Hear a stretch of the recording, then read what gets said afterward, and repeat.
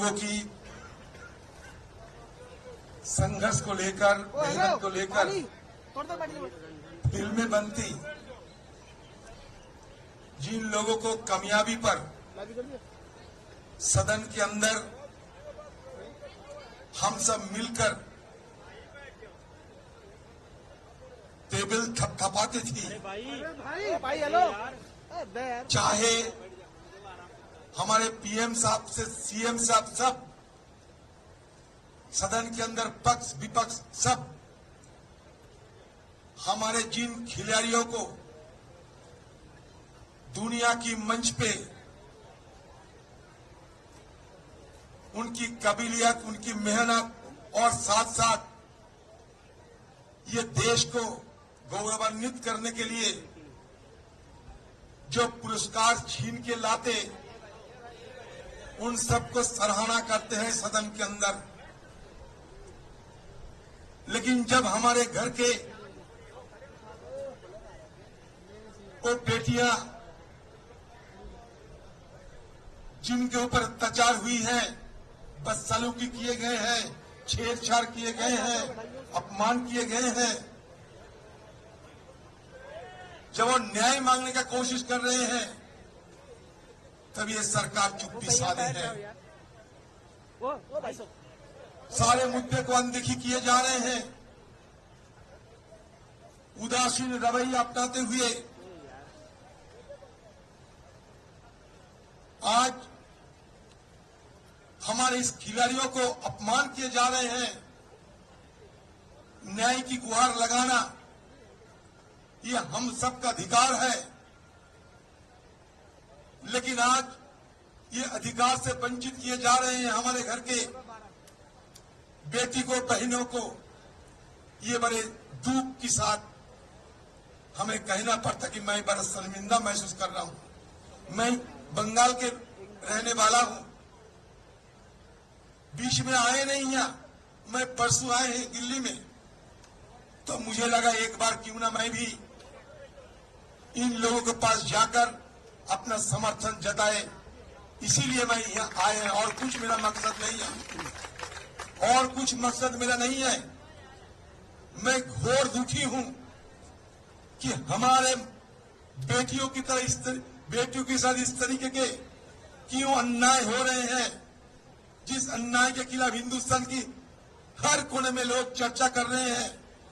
यहाँ आने के लिए काफी सारे पाबंदी लगाए गए हैं, बैरिकेडों पर बैरिकेड। क्यों?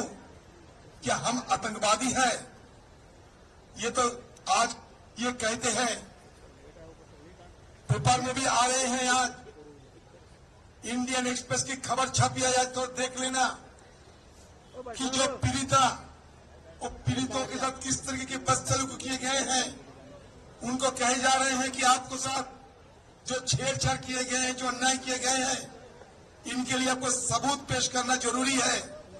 क्या ये सरकार और ये जो अधिकारियों हैं, इनको पूछ रहा हूं मैं, आपका घर में क्या बेटी बच्ची नहीं है, माँ बहन नहीं है?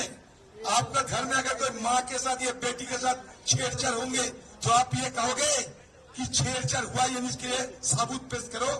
हमारे बेटियों की क्या जब छेड़छाड़ होगी सब कैमरा लेकर घूमते हैं कि एक सबूत पेश करने के लिए?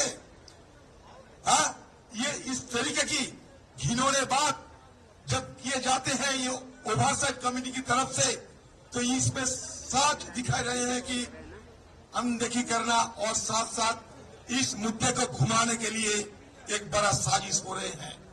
ये ओवरसाइट कमेटी नहीं, बल्कि इसको ओवर हाइट कमेटी बताना चाहिए।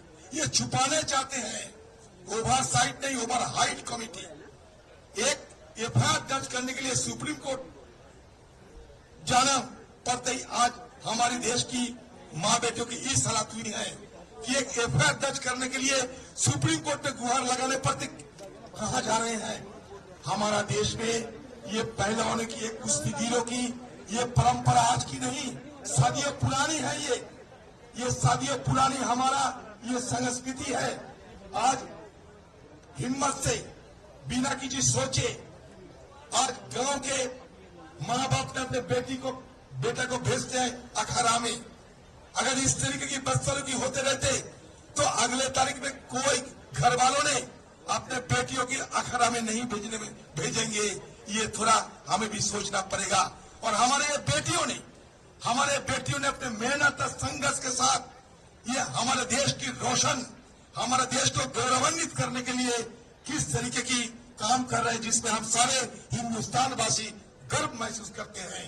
बिल्कुल मैं गर्व महसूस करते हैं हमारे वो बेटियों के लिए, वो पहलवानों के लिए, जो कुश्तीगीरों के लिए, जो हमारे देश की नाम रोशन करते हैं सारे दुनिया की मंच पे।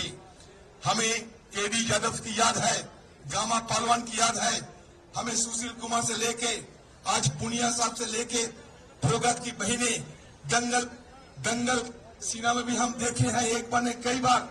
तो ये सारे हमारे देश की जो संस्कृति है, हमारे देश की जो तहजीब है, ये सारे तहजीब को खत्म किए जा रहे हैं। सोची समझी तरीके से इसको रोकना जरूरी है। इसी मकसद से मुझे लगा कि एक बार मुझे वहां जाना चाहिए। एक बात मैं ये कह रहा हूं, ये जब महाभारत हम पढ़ते थे, महाभारत की पन्ने में बड़ा कुश्तीगीर भीम 7 कर्ण की हमें ताकत और उनकी साहसिकता की सारे इतिहास हमें मालूम होते हैं। जब रामायण में जाते हैं तो रावण के खिलाफ लड़ने के लिए भगवान रामचंद्र हनुमान जी की इस्तेमाल करते हैं। हनुमान जी भी एक पहलवान थे। तो इतिहास ये गवाह है कि जहां पहलवान लड़ते हैं वहां जीत हासिल होती ही रहती है। ये पहलवान जब उतर गए हैं, इनका जीत आज नहीं तो काल होते ही रहेंगे, होके रहेंगे। ये मैं बड़े दावे की साथ कह सकता हूं। हाँ ठीक है। तो इसलिए मैं छोटे से एक बात कहता हूं कि हार मानने से भी हार ना मानने की जज्बा होना चाहिए। ये जिंदगी संघर्षमय है। ये संघर्षमय जिंदगी में जीतना ही एकमात्र लक्ष्य होना चाहिए। नमस्कार, आप सबके साथ मैं हूं।